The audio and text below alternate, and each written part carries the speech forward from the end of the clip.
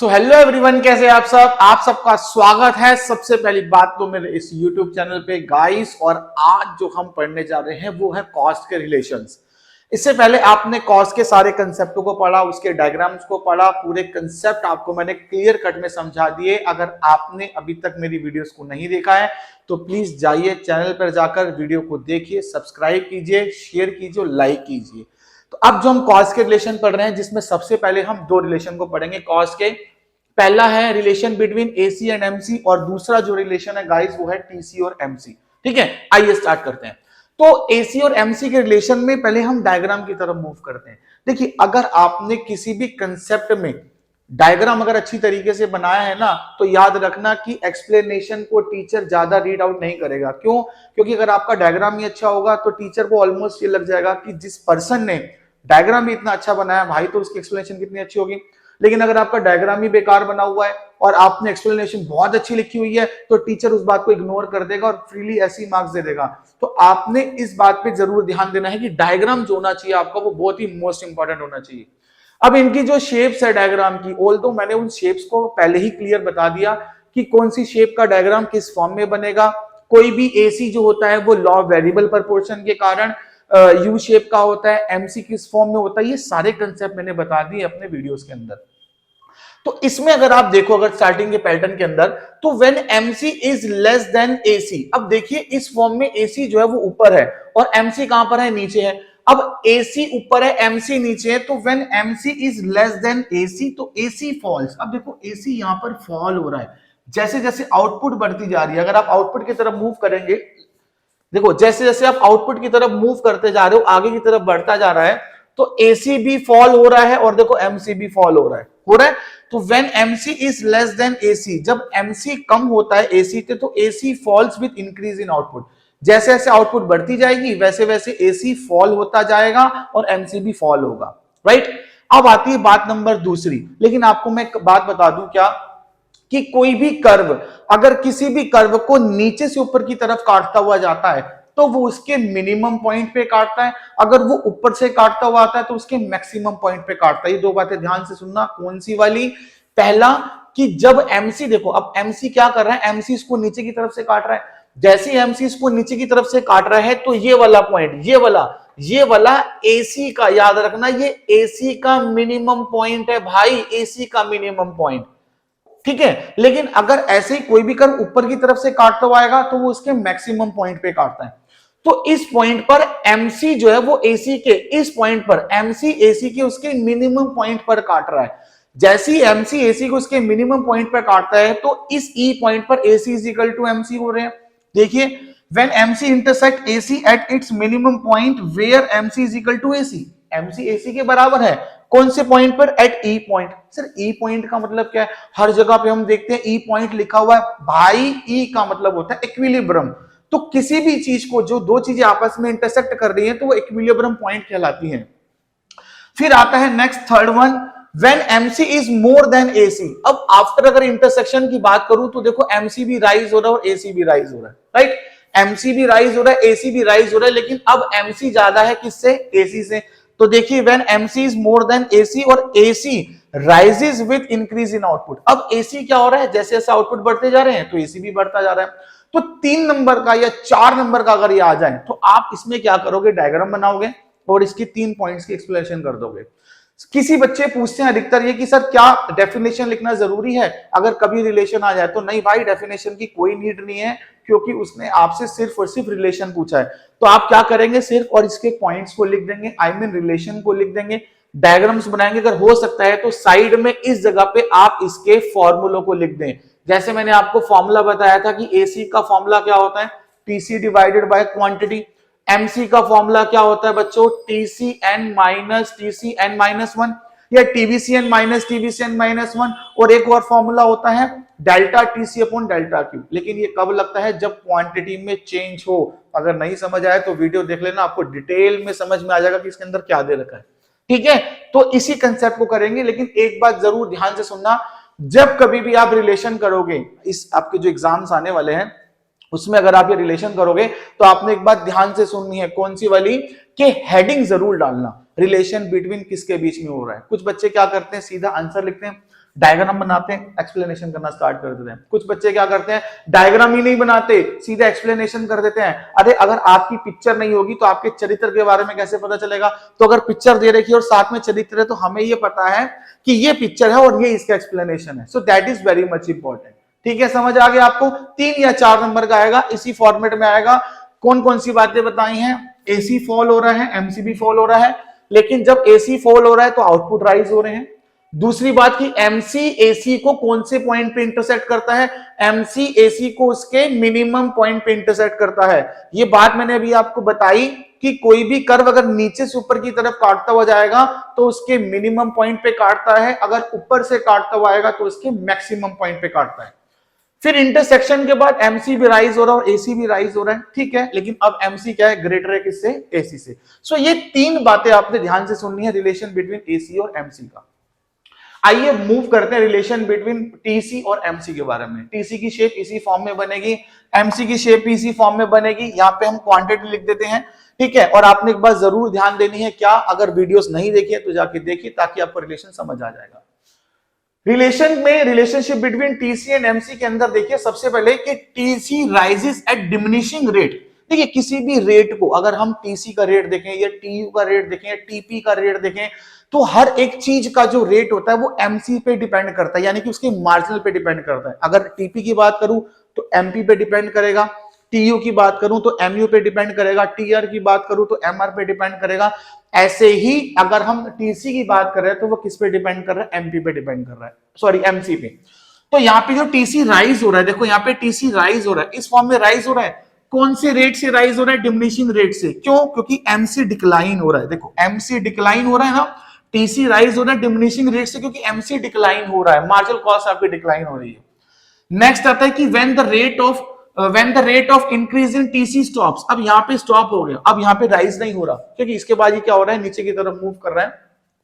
तो when the rate of increase in TC stops, यानी कि stops diminishing, MC is eight its minimum point. बेटा ये इसका मिनिमम पॉइंट होता है। सर एक बात आपको और बता दूं कि किसी भी कर्व का जो मिनिमम पॉइंट होता है वो तब होता है जिस पॉइंट पर कोई भी कर्व ऊपर की ओर उठना स्टार्ट कर देता है। अब इस पॉइंट पे आप देखोगे कि एसी ऊपर की ओर उठना स्टार्ट हो रहा है, ऐसे ही इस पॉइंट पर आपको एमसी भी ऊपर की ओर उठना स्टार्ट हो रहा है। तो जिसपे ये दोनों के दोनों इक्वल, मतलब पॉइंट, ये वाला पॉइंट की मैं आपको बात कर रहा हूं, इस पॉइंट से एमसी ऊपर की ओर उठना स्टार्ट हो रहा है तो ये किसका मिनिमम पॉइंट है? बेटा एमसी का मिनिमम पॉइंट है, ठीक है। नेक्स्ट है कि when the rate of increase in TC start rising. अब यहाँ पे दोबारा से राइज होना स्टार्ट हो रहा है तो एमसी इज इंक्रीजिंग। अब देखो एमसी भी क्या हो रहा है? इंक्रीज हो रहा है। 3 रिलेशन जो है मोस्ट इंपोर्टेंट है, 3 रिलेशनों में ही ये काम खत्म हो जाएगा। आई मीन 3 नंबर का आएगा, 4 नंबर का आएगा, कंसेप्ट वही रहेंगे। हेडिंग डालनी है, डायग्राम बनाना है, टेबल नहीं पूछिए, टेबल की नीड नहीं है, सीधा आप इसकी एक्सप्लेनेशन को कर सकते हैं। और उसके बाद आपने क्या करना है, अगर आपने साइड में, जैसे अगर इसके साइड में अगर आप इसके फॉर्मूले लिखना चाहे तो लिख सकते हैं, ये वेल एंड गुड है, ठीक है। आई होप आपको समझ आ गया होगा ये। तो पहले जल्दी से आप ये कॉपी करिए, फिर इसके बाद नेक्स्ट रिलेशन की तरफ मूव करते हैं। रिलेशन पढ़ लिया था जो मैंने भी आपको बताया है, टीसी एमसी का रिलेशन, एसी एमसी का रिलेशन, जो कि मोस्ट इंपॉर्टेंट है। रिलेशन में आपको बता दूं कि 2-3 रिलेशन मोस्ट इंपॉर्टेंट है जो आपने बेसिकली इसको अच्छी तरीके से समझना है। और आइए अब हम जो स्टार्ट करते हैं वो रिलेशन है बिटवीन एसी, एबीसी और एमसी का, जिससे मैं आपको पहले तो ये पता होना चाहिए कि एसी क्या होता है, एबीसी क्या होता है और एमसी क्या होता है। शॉर्ट फॉर्म है, एसी की शॉर्ट फॉर्म है, एसी एक शॉर्ट फॉर्म में है, और एसी क्या होता है? Average cost, ABC average variable cost, और एमसी होता है मार्जिनल कॉस्ट। एक बात आपको और बता दूं कि एसी का एक दूसरा नाम भी है एवरेज टोटल कॉस्ट, मतलब कि जो एवरेज टोटल कॉस्ट हम निकालते हैं वो है total cost divided by quantity. ABC निकालते हैं टीबीसी डिवाइडेड बाय क्वांटिटी, और एमसी निकालते हैं टीसीएन माइनस टीसीएन माइनस 1 या टीबीसीएन माइनस टीबीसीएन माइनस 1। एक और फॉर्मूला है delta TC upon delta Q. ये डेल्टा टीसी वाला फॉर्मूला कब लगता है बताया था मैंने आपको, ये तब लगता है जब क्वांटिटी में चेंज आ जाए। क्वांटिटी में कैसा चेंज आए? देखो जैसे सपोज करो ये आउटपुट दे रखा आपको, ठीक है, और ये आपको टीसी दे रखा है, तो 1 2 और सीधा आ गया 4, और यहाँ पे आया 10, यहाँ पे 20, और यहाँ पे आ गया सपोज करो 80। तो एमसी जो होगा वो बेसिकली पहला 10, फिर इसमें इसका डिफरेंस आ गया वो 10 आएगा, फिर इसमें आप देखो कि कितने का डिफरेंस आ रहा है, 80 में और 20 में अगर माइनस करोगे तो 60 का डिफरेंस आ रहा है। तो 60 में अगर आप 2 को डिवाइड करोगे तो कितना आएगा यहाँ पे? 30 आ जाएगा। लेकिन कुछ बच्चे क्या करते हैं कि 80 में से 20 गए तो यहाँ पे क्या कर देंगे, वो 60 कर देंगे, जो आपका आंसर क्या हो जाएगा, गलत हो जाएगा।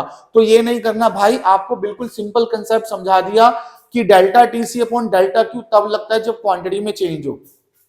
अगर हम इसके डायग्राम्स की तरफ मूव करें तो इसकी शेप्स जो थी वो ऑलरेडी मैंने अपने YouTube की वीडियोस पे डाल रखी है पार्ट 1 के अंदर। प्लीज इसमें आप जाकर देखिए कि आपको पूरा कंसेप्ट समझ आ जाएगा कि कौन सी शेप का रीजन क्या है और कैसे वो शेप्स बनी हैं। तो ऐसे में जो AC और AVC ये दोनों के दोनों यू शेप्ड के हैं, जिसमें MC जो है वो AVC को इस पॉइंट पे काट रहा है और MC को AC को वो इस पॉइंट पे काट रहा है। MC जो है वो एबीसी को इस पॉइंट पे काट रहा है और एसी को इस पॉइंट पे काट रहा है। और ये बात मैंने आपको पहले भी बताई थी कि कभी भी कोई भी कर्व अगर नीचे से ऊपर की तरफ मूव करता है तो हमेशा याद रखना वो किसी भी कर्व को अगर इंटरसेक्ट करता है तो वो इसके वो मिनिमम पॉइंट पे इंटरसेक्ट करता है। तो ऐसे में एमसी इंटरसेक्ट कर रहा है ना बेटा, किस पे, इस पॉइंट पे। कौन सा पॉइंट है ये, एबीसी का मिनिमम पॉइंट। और एसी को इंटरसेक्ट कर रहा है वो इस ई पॉइंट पे, वो कौन सा है, उसका वो मिनिमम पॉइंट है। आओ रिलेशन की तरफ मूव करते हैं। वो कह रहा है कि AC is greater than ABC by the amount of AFC। ये बात हमेशा याद रखना कि AC और ABC इन दोनों का जो डिफरेंस होता है बेटा वो AFC होता है। क्यों होता है, क्योंकि अगर हम AC माइनस ABC करेंगे तो AFC निकलता है। स्टार्टिंग के अंदर इसका गैप ज्यादा होगा, वाइडर होगा, उसके बाद ये नैरो होता जाएगा। क्यों, क्योंकि AFC की शेप जो होती है वो रेक्टेंगुलर हाइपरबोला के फॉर्म में होती है। तो वो इस फॉर्म में अगर बनेगा AFC, तो जहां तक ये गैप वाइडर हो रहा है तो समझ लो AFC का डिफरेंस हो रहा है। ठीक है। दूसरा आप देखो कि the vertical distance between AC and AVC curves continue to fall with the increase in output. अब देखो जैसे जैसे आउटपुट बढ़ती जा रही है, अब देखो ये आउटपुट बढ़ रही है ना, जैसे जैसे आउटपुट बढ़ती जा रही है तो आप देखो कि AC भी फॉल हो रहा है और AVC भी फॉल हो रहा है। ठीक है। दूसरी बात वो कह रहा है क्या कि because of the gap between them is AFC which continues to decline with the rise on output। Same वही बात कि आउटपुट बढ़ रहे हैं तो ये कम होता जा रहा है। क्यों कम हो रहा है, क्योंकि गैप बिटवीन AFC। तो AFC को आपने माइंड में रखना है। अगर आ जाए पेपर के अंदर कि क्या AC जब कम होता है तो AVC भी कम होता है, बिल्कुल कम होता है। क्या AC और AVC का गैप जो होता है वो इक्वल होता है, नहीं, उसका गैप इक्वल नहीं होता। स्टार्टिंग में गैप वाइडर होगा, उसके बाद नैरो होता जाएगा। नैरो मतलब छोटा, वाइडर मतलब बड़ा। क्यों होगा, जस्ट बिकॉज ऑफ AFC के कारण। फिर तीसरे की तरफ अगर हम मूव करें तो AC and AVC curves never intersect each other as AFC can not be zero, can never be zero. AFC क्या कभी जीरो हो सकता है, नहीं। क्यों, क्योंकि टोटल कॉस्ट, जो टोटल फिक्स कॉस्ट होती है वो कभी भी जीरो नहीं हो सकती। क्यों नहीं हो सकती, क्योंकि फिक्स कॉस्ट जो है वो तो एक पर्सन को पे करनी करेगी, जो पे करनी है, इसीलिए AFC कभी भी जीरो नहीं होगा। और जब ये जीरो नहीं होता इसीलिए AC और AVC आपस में इंटरसेक्ट नहीं करते। MCQ में आ जाए कि क्या AC और AVC आपस में इंटरसेक्ट करेंगे, नहीं करेंगे। क्यों नहीं करेंगे, बिकॉज ऑफ व्हाट, AFC। ठीक है। फिर इसके बाद आता है अगला पॉइंट कि both AC and AVC curves are of U shaped. अभी मैंने आपको बताया कि ये जो दोनों के दोनों AC कर्व और AVC दोनों यू शेप्ड के होते हैं। क्यों होते हैं यू शेप्ड के, because of law of variable proportion, that is LVP। LVP law of variable proportion मैंने आपको बताया था कि जिसमें फिक्स फैक्टर को हम क्या करते हैं, कांस्टेंट रखते हैं, और वेरिएबल फैक्टर के अंदर हम चेंजेस लाते हैं, तो जिससे कि कोई भी कर्व जो होगा वो यू शेप्ड का बनेगा। लास्ट वन है कि MC curve intersect AVC and AC eight its minimum point. Just अभी बताया मैंने आपको कि ये जो MC है ये यहाँ पे इंटरसेक्ट कर रहा है, यहाँ पे इंटरसेक्ट कर रहा है, इस पॉइंट पर AVC is equal to MC है। तो ये किसका मिनिमम पॉइंट है, किसका मिनिमम पॉइंट है, ये AVC का मिनिमम पॉइंट है। और ये वाला किसका मिनिमम पॉइंट है, AC का मिनिमम पॉइंट है। तो MC इंटरसेक्ट करेगा, किसको इंटरसेक्ट करेगा, AVC को भी और AC को भी। कहां पे इंटरसेक्ट करेगा, उसके मिनिमम पॉइंट पे। सो होप सो आपको ये 5 रिलेशन समझ में आ गए होंगे। जैसा भी मैंने आपको पहले बताया था कि सबसे पहली बात ऊपर आपने हेडिंग डालनी है, हेडिंग डालने के बाद डायग्राम बनाना है। कुछ बच्चे कहते हैं कि क्या टेबल बनानी मैंडेटरी है, नहीं, टेबल की नीड नहीं है क्योंकि आपने उससे नहीं पूछा। हाँ, अगर वो आपको ये कहता है कि AC और MC का रिलेशन बताओ या किसी का भी रिलेशन बताओ with the help of a numerically concept, तो आपको फिर टेबल बताना पड़ेगा। तो इसमें आप डायग्राम बना सकते हैं, साइड में फॉर्मूला लिख के नीचे अगर आप रिलेशन लिखेंगे तो 4 नंबर का या 6 नंबर का आएगा और पूरे 4 या 6 मिलेंगे। ठीक है। तो जल्दी से आप इसे कॉपी कर लीजिए या इसका स्क्रीनशॉट ले लीजिए और इसके बाद हम आगे रिलेशन की तरफ मूव करते हैं। सारा कंसेप्ट समझ लिया है और होप सो आपने उतार लिया है। अब सिर्फ दो ही रिलेशन बचे हैं कॉस्ट में। जैसे मैंने आपको सबसे पहले जो रिलेशन करवाए थे और इसके बाद दूसरा रिलेशन करवाया, और अब जो है वो तीसरे कंसेप्ट के अंदर दो रिलेशन है। टोटल 5 रिलेशन हो गए हैं, जिसमें से एक रिलेशन जो पेपर के अंदर आएगा। तो आप तैयारी कर लेना अच्छी तरीके से। अब आप जो पढ़ने जा रहे हो वो है relation between AC, ABC and MC. AC के बारे में बता दिया, एवरेज कॉस्ट होता है। एबीसी के बारे में बताया था, एवरेज वेरिएबल कॉस्ट होता है। एमसी के बारे में बताया, एमसी होता है मार्जिनल कॉस्ट। ठीक है, तो अब इसके रिलेशन की तरफ मूव करते हैं। शेप्स जैसा कि बताया था, बता चुका हूं मैं। तो अब पहले क्या हुआ था कि पहले हमने ना एमसी को लेकर आए थे, लेकिन अब हम एएफसी को लेकर आए हैं। तो हो सकता है कि एसी, एबीसी और एमसी का रिलेशन हो, या हो सकता है एसी, एबीसी और एएफसी का रिलेशन हो, ऐसा भी आ सकता है। तो देखिए रिलेशन का क्या कंसेप्ट है। पहले में है कि एसी कर्व विल ऑलवेज लाई, जो एसी कर्व है वो हमेशा लाई करेगा above ABC, because AC eight all level of output includes both AFC and ABC. ये जो एसी है ये हमेशा ऊपर होता है। क्यों होता है? क्योंकि एसी जो हम कैलकुलेट करते हैं वो कैलकुलेट करते हैं एएफसी प्लस एबीसी के कारण। तो इसी के चक्कर में एसी जो होता है वो हमेशा ग्रेटर होता है और हमेशा ऊपर की तरफ लाई करता है। Number 1, ABC reaches its minimum point. Minimum point मैंने आपको बताया ये इसका मिनिमम पॉइंट है। ठीक है, एंड कहेंगे ये रहा, at ABC reaches its minimum point at all level of output lower than that of AC. चाहे एसी बढ़ तो रहा है देखो, लेकिन हमेशा वो इसके क्या होगा, नीचे होगा। दूसरा है कि when ABC at it minimum point so AC is still falling because of AFC. देखिए जिस पॉइंट पर एसी का ये मिनिमम पॉइंट है, एबीसी का, और ये एसी का मिनिमम पॉइंट है, तो देखो जिस पॉइंट पर एबीसी राइज होना स्टार्ट हो रहा है ना, उस पॉइंट पर एसी जो है वो अभी भी फॉल हो रहा है। ठीक है, क्यों? क्योंकि एसी जो होता है वो हमेशा, मैंने अभी आपको बताया कि ग्रेटर होता है। अब इसके थर्ड रिलेशन की तरफ मूव करें, एज द आउटपुट इंक्रीजेस। अब देखो जैसे जैसे आउटपुट इंक्रीज होती जा रही है, आउटपुट इंक्रीज हो रही है, तो कह रहा है कि the gap between AC and ABC curve decreases. ये जो गैप होता है, किसका गैप होता है? एसी का और एबीसी का। स्टार्टिंग में गैप ज्यादा है, मैंने आपको बताया, देखो ये वाला गैप ज्यादा है। क्यों ज्यादा है? बिकॉज ऑफ एएफसी के कारण। इसके बाद गैप कम होता जा रहा है। क्यों कम हो रहा है? क्योंकि एएफसी जो हो रहा है वो कभी भी जीरो नहीं हो सकता। They never intersect each other. क्यों होता है? बिकॉज ऑफ, यहां पे हम लिख देते हैं बिकॉज ऑफ एएफसी। ठीक है, क्योंकि एएफसी कभी भी जीरो नहीं होता, इसीलिए स्टार्टिंग में गैप ज्यादा होगा, उसके बाद गैप कम होगा। 3 नंबर का रिलेशन आ सकता है, ये वाला 3 पॉइंट सफिशिएंट है, आप इसमें कवर कर सकते हैं। आइए मूव करते हैं रिलेशन अगले की तरफ, relation between ABC and MC. आपने ना 2-3 रिलेशन अगर आपने समझ लिए, उसके कर्व को समझ लिया, तो सारे रिलेशन को आप इजीली तरीके से बना सकते हो। रट्टा मारने की जरूरत नहीं है, सिर्फ समझ लो कि वो यू शेप का होता है, वो एलवीपी के कारण होता है, वो इसके मिनिमम पॉइंट पे काटता है, एसी ऊपर होता है और एएफसी जो एबीसी होता है वो नीचे होता है। एएफसी रेक्टेंगुलर हाइपरबोला होता है जो कभी भी एक्सिस को टच नहीं करता। तो ये कुछ कंसेप्ट अगर हमें समझ में आ गए तो रिलेशन बनाने आसान हो जाएंगे। लेकिन अगर कंसेप्ट समझ में नहीं आया, रट्टा मारने लग गए, तो किसी का रिलेशन अगर आपने किसी और में लिख दिया तो गलत हो जाएगा। इसमें भी आप देखो कि when MC is less then, अब देखो इसमें एमसी जो वो लेस देन है। ठीक है, किससे लेस देन है? एबीसी से। एबीसी ऊपर की तरफ है, ABC falls with increase in output. जैसे जैसे आउटपुट बढ़ता जा रहा है, देखो एबीसी जो है वो फॉल होता जा रहा है। Number 1, MC is equal to ABC. इस पॉइंट पर जो है वो क्या है कि MC बराबर में हो रहा है बेटा एबीसी के। ठीक है, और ये किसका मिनिमम पॉइंट है? ये एबीसी का मिनिमम पॉइंट है। और देखो लिखा भी है कि ABC is constant eight its minimum point. अपने मिनिमम पॉइंट पे वो कांस्टेंट रहता है। कुछ बच्चे क्या करते हैं, रिलेशन याद करके जाते हैं, जो मोस्ट प्रोबेबली है टीसीएमसी का, एसीएमसी का हो गया। लेकिन कभी कभार टीचर उलझाने के लिए आपको एमसी और एबीसी का रिलेशन भी दे देंगे, तो कंफ्यूज होने की जरूरत नहीं है। आपने सारी शेप्स पढ़ रखी है तो आपको पता है कि वो इसका मिनिमम पॉइंट है, वहां पे इंटरसेक्ट करेगा। पहले वो नीचे फॉल हो रहा है, फिर वो राइज होगा। उस सारे कंसेप्ट की ना माइंड में आप एक इमेजिनरी कंसेप्ट बना लो, तो जिससे कि आप इस रिलेशन को इजीली तरीके से कर सकते हो। फिर लिखा है कि when MC is more then ABC। अब देखो इसमें MC मोर देन हो गया। ठीक है, स्टार्टिंग में आप देखोगे तो ABC जो है बेटा वो ग्रेटर है किससे? MC से। फिर दूसरे पॉइंट में आप देख सकते हो कि ABC लेस देन है MC से। ठीक है, तो AVC rises with increase in output. अब आउटपुट बढ़ रहा है, अब एवीसी क्या हो रहा है, एवीसी भी बढ़ रहा है। तो तीन रिलेशन कंप्लीट हो, आपके समझ में आ गए होंगे कि तीन रिलेशन का क्या कंसेप्ट है। तो रिलेशंस मैंने आपको कॉस्ट के करा दिए। अगर आपको वीडियो अच्छी लगी हो तो प्लीज चैनल को सब्सक्राइब कीजिए, शेयर कीजिए, लाइक कीजिए, ताकि आपको सब कुछ कंसेप्टों को अच्छी तरीके से समझ पाए। और इसके बाद हम नेक्स्ट वीडियो में इसके कंसेप्टों को आगे बढ़ाएंगे। Till then bye bye to all.